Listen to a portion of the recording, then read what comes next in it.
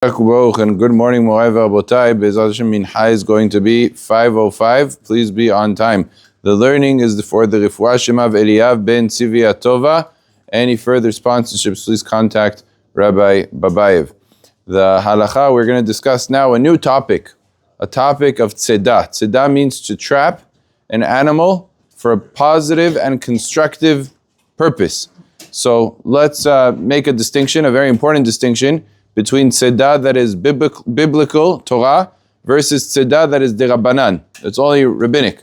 A Tzedah Deoraita requires that the animal be a type of animal that is bimino nitzod, which means that its class gets trapped. So as an example, let's take a deer.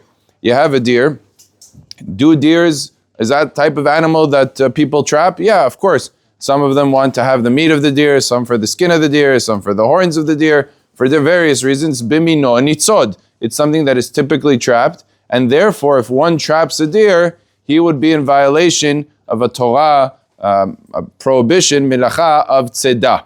However, if you have an animal that is not typically bimino nitzod, it's not typically trapped, so then he goes ahead and does it. He goes, and it's essentially something that is different than everybody else. He's doing what typically is not done, so that is only rabbinic. So for example, one of the most common examples is flies.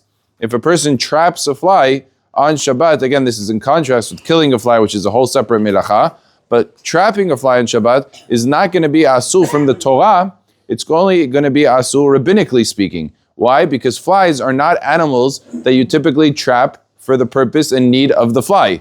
Maybe somebody might trap it to get rid of it, but nobody traps flies because they want to use their skin or even more grotesque things than that. Nobody wants the flies, right? So the trapping is not typically done by flies. It's called en bimino nitzod. En bimino nitzod means the violation will not be a Torah violation. Yes, it will be a rabbinic violation. So absolutely it would still be prohibited to trap flies on Shabbat. But it is important to distinguish between something that is a Torah violation versus something that is rabbinic, because that's going to have ramifications along the road as we continue in the halachot. Baruch Adonai le'olam. Amen ve'amen.